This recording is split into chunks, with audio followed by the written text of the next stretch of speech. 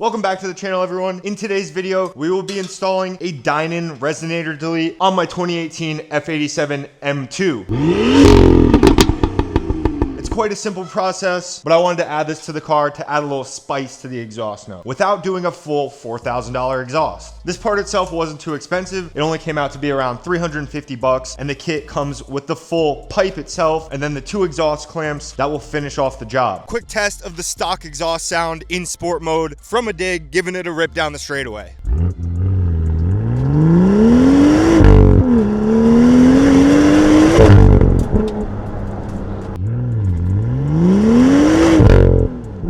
Stock exhaust test in comfort, sport, and sport plus mode. Let's take a listen.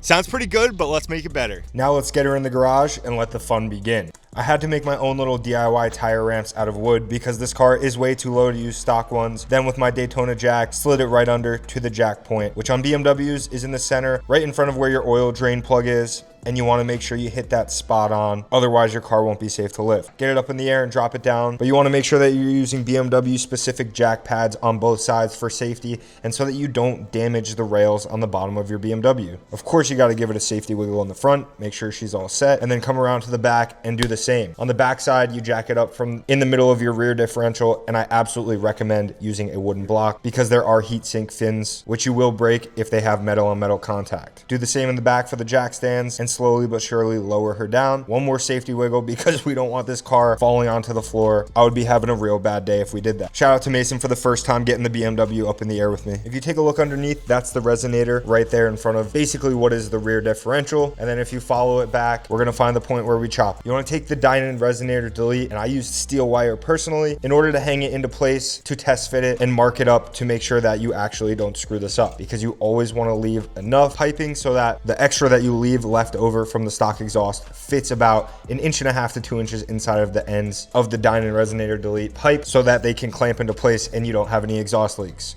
Realistically, I say use a third piece of wire in the middle so that it doesn't sag and you can get a true fit. If you look up top, you'll see my little tick of Sharpie, and that's right where the stretch in the pipe happens for where it gets clamped on. Then we're coming around and using the handy dandy Harbor Freight exhaust cutter. This thing is super useful. I actually used this on my Audi a few years back in college in order to install the Resonator delete, and it's really just a chain with a bunch of little pizza cutter style knives on it, and you squeeze the pliers and spin the damn thing until it gets tighter and tighter and tighter and finally cuts through the exhaust. Another thing I'll point out is you should probably jack up your exhaust so that when you come around to the front and cut it right behind the resonator, it doesn't go flopping around and you don't damage any other parts swinging it back and forth while cutting it. If you take a look up close, you have to cut it right after where that weld point is. And this took a while, but finally, after about 45 minutes of spinning this wrench back and forth on the front side, it cut through. And what's nice about this is that it's always a clean cut on the exhaust, so you don't have to clean up the edges or anything like if you used a Sawzall.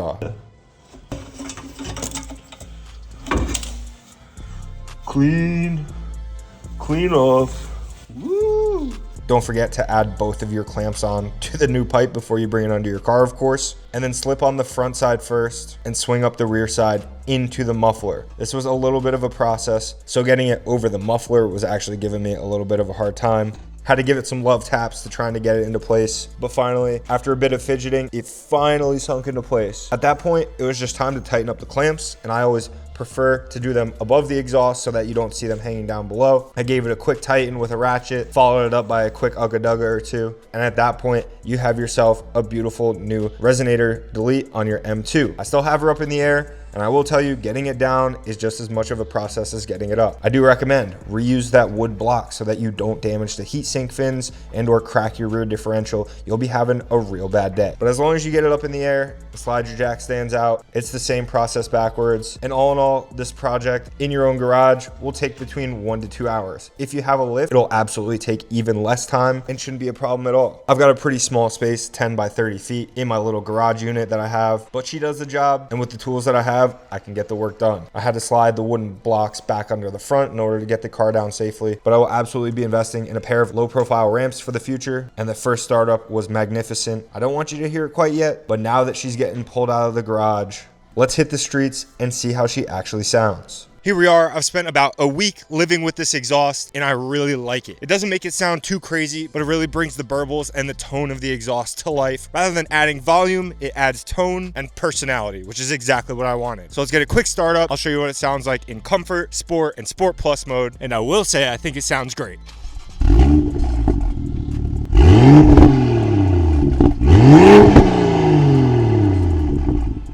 I think it sounds pretty good. Minimal burbles, a little bit of tone, but just enough for you to hear the car and still get the feedback that it's a sports car while you're driving it. Now let's go into sport.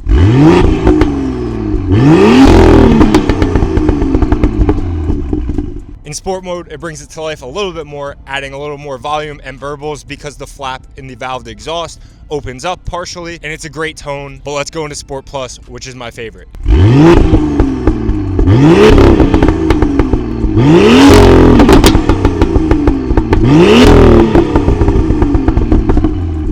And Sport Plus obviously sounds the nastiest. That's the exhaust flap fully open, and it really brings this car to life. For a $350 kit, I think you can't go wrong. I would also recommend, just for fitment purposes, going underneath and making sure the bolts on the clamps are tight after heat cycling a few times. But 10 out of 10 times, this is a no-brainer kit if you ask me. And so at the end of the day, I would call that a huge success on the M2. Make sure to stay tuned as we build this car and my Audi A4, which I have many mods for both coming up this summer, especially now that it's warm out. I can't wait to get working on both of these cars. Make sure to drop a like, hit the subscribe button, and comment down below what you think. Peace.